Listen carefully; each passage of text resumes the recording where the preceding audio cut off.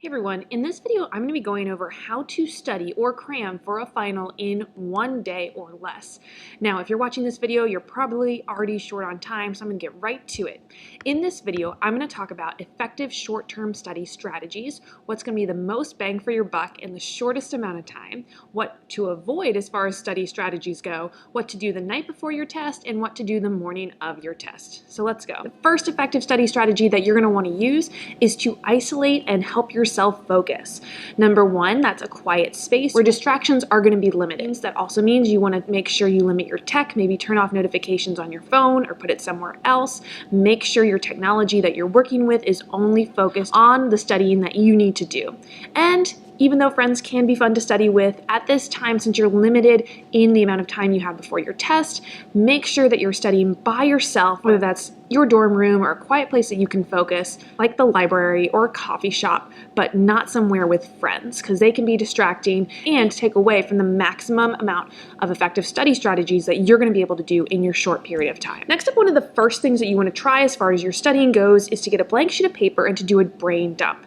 You want to time yourself and give yourself maybe 5, 10, 15 minutes to write down as much as you can remember from the entire course. As you're doing this, you might be making connections, writing down big ideas, or key details, key vocabulary words that you know are going to be important, and just get it all on paper. You want to handwrite this. This will be better for processing and looking back and drawing pictures. And don't be afraid to draw diagrams as you're doing this brain dump as well. If you need to explain something, you can write it out, but this is a really good way to process what you already know from the course and to give yourself a starting point for your cram session. Next up, you want to narrow the focus of what you're studying. Be sure to get as much information as possible about what is on this test.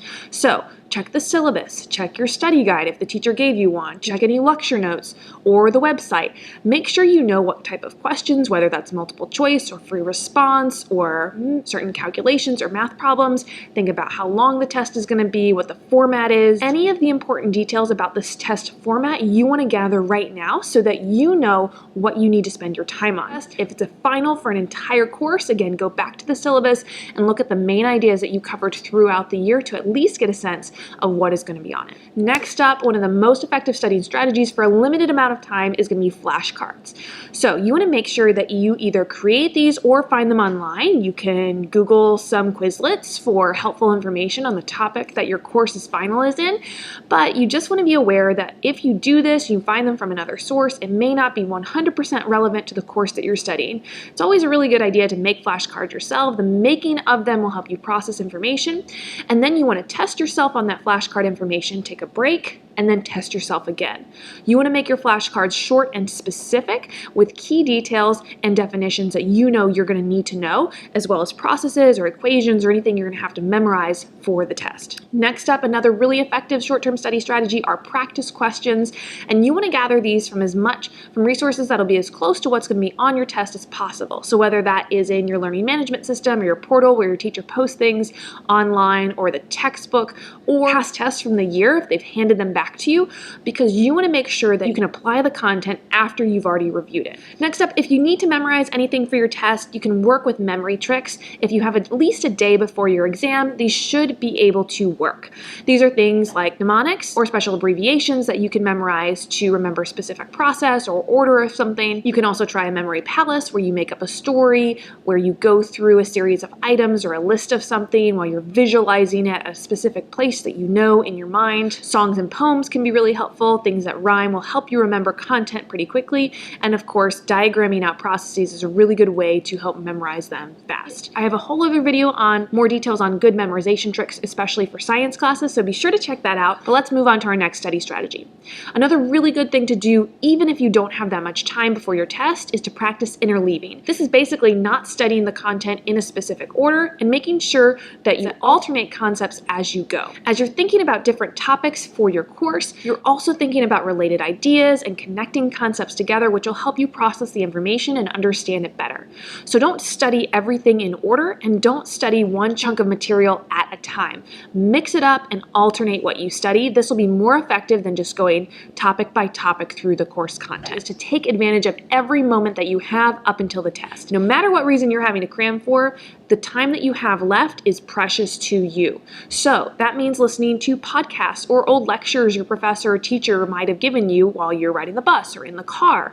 Think about the time that you're going to waste walking to and from your exam period. Maybe put on a YouTube video and listen to that on your course content. Think about taking your flashcards with you on the go. This is another reason it's great to have either flashcard apps or physical flashcards, because if you're in a bus again, or waiting for one, or sitting in line somewhere, you can do flashcards in any moment that you can grab.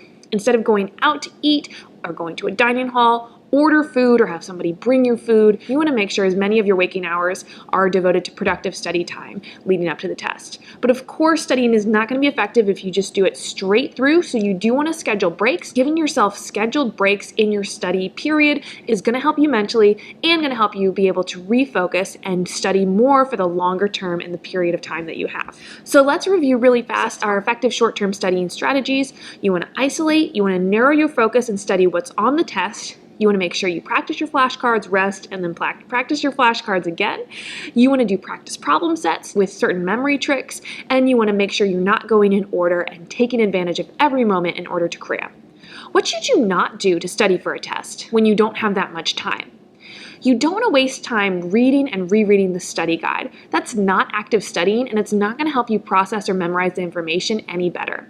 You also want to avoid rereading the text. It's okay to skim over or to reread certain sections if there's a concept that's really confusing to you, but going back and rereading the textbook is a really ineffective study strategy, as is copying notes or highlighting your notes. This may seem like an active studying mechanism, but it's actually not doing you much good at all.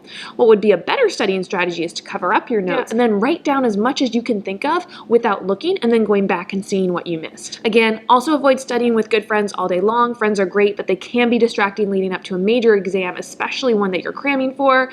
And you want to avoid too much caffeine. Caffeine can be helpful as you're studying to avoid sleepiness, but at the end of the day, as you're getting ready to go to bed and process the information you've worked with, you do want to make sure you include enough sleep the night before the test. So having too much caffeine can prevent that sleep, and then those sleep cycles that you lose are also going to make you lose the processing time for that information that you've been reviewing all day long. So the night before, you want to review your flashcards right before bed, but try to plan out to give yourself at least 3 full sleep cycles.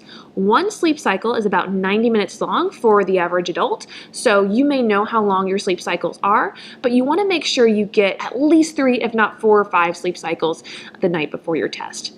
3 would be the bare minimum that you should probably give yourself and still expect to perform your best on the day of the test. You want to make sure you gather your materials and set your alarm, especially if your exam's in the morning. If you can't sleep, it's okay to go back and review content or reread your study guide, but I would avoid too much digital reviewing right before bed because the blue light can actually prevent you going to sleep as well. Count backwards from 100, practice some meditation exercises if you really are struggling to fall asleep the night before your test. The morning of your test, now is the time. It is okay to have some caffeine that will give you that jolt of energy and take away some of that sleepy feeling the morning of. Make sure to eat some protein as well, because you don't want to be running on empty the morning of the test. Go over your flashcards one more time, but don't frantically try to cram the morning of. Make sure you review any key terms or things you know you were struggling with the day before. Check your materials before you leave, and then on your way to the test or right before it begins, practice some calming and stress reduction strategies, whether this is breathing while you count to 10, or practicing square breathing, or listening to your favorite song. Whatever it is, right before the test is when you want to relax. I hope some of these last-minute study strategies have been helpful for you. Give this video a like if it has. Make sure to subscribe and check out some of my other videos for more effective study strategies and tools. Thanks so much for watching, and I'll see you later.